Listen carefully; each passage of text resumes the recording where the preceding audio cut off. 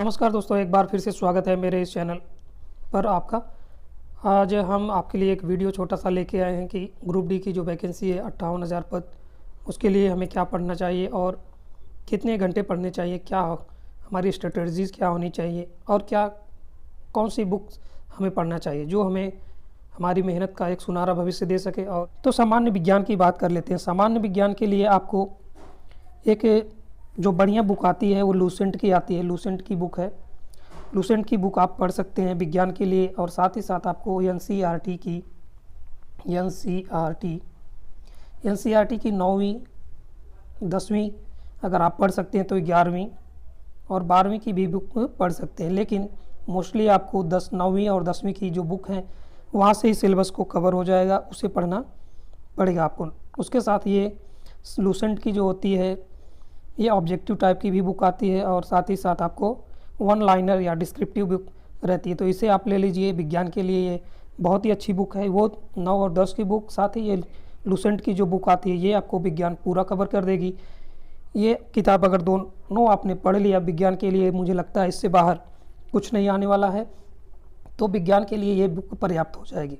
चलिए आगे देखते हैं। एक दूसरी बुक जो आपकी है लूसेंट का ही है, या इसमें अरिहंत की भी बुक आती है जो आपको जीके के लिए रहता है। जीके में आपको इतिहास, भूगोल, नागरिक शास्त्र, साथ ही साथ संविधान, इकोनॉमिक्स सब आपको इसमें वन लाइनर के रूप में मिल जाएगी।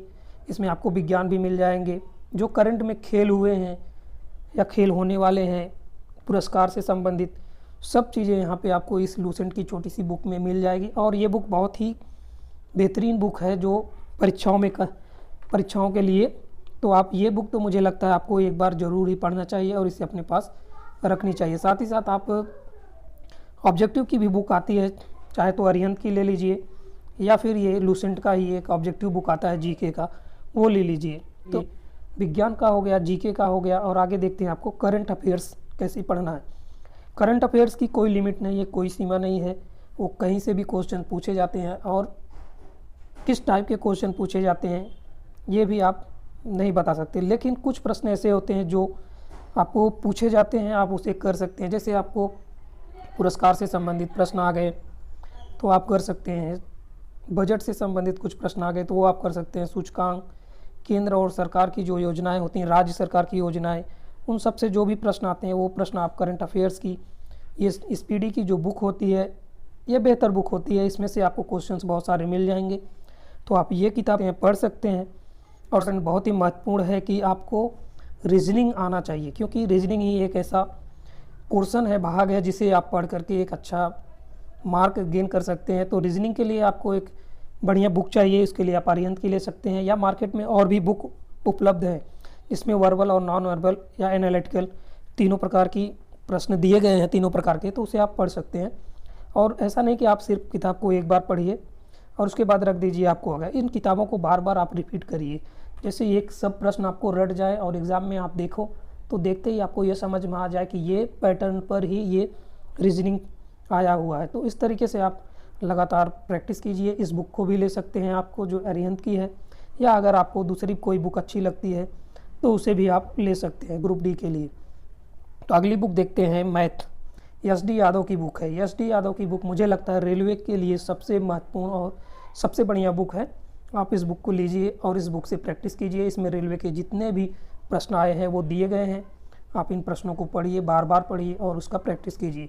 तो ये कुछ किताबें थी जो आपको फ्यूचर में होने वाली परीक्षा ग्रुप डी के लिए बहुत ही महत्वपूर्ण है। आप इन किताबों को परचेज़ कर सकते हैं, या अगर आपको मार्केट में अच्छी किताबें लगती हैं तो उन्हें आप ले सकते हैं। लेकिन जो भी किताबें लें उसको प्रैक्टिस करें, बार बार पढ़ें। ऐसा नहीं कि एक किताब एक लिया फिर अगले दिन मार्केट गए तो फिर दूसरी किताब ले ली। सभी किताबों और सिलेबस को कंप्लीट करने के बाद आपको पढ़ना है, प्रैक्टिस सेट लेना है। क्या करना है आपको? प्रैक्टिस सेट लेना है।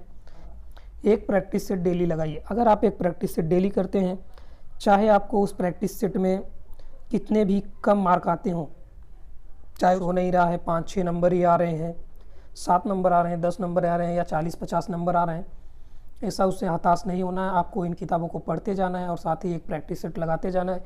तो आप देखेंगे कि 6 महीने के बाद या 4 महीने के बाद जब परीक्षा होगी तब तक आपके बहुत अच्छे स्कोर हो जाएंगे, लगभग 80 से 90% आप स्कोर कर पाएंगे।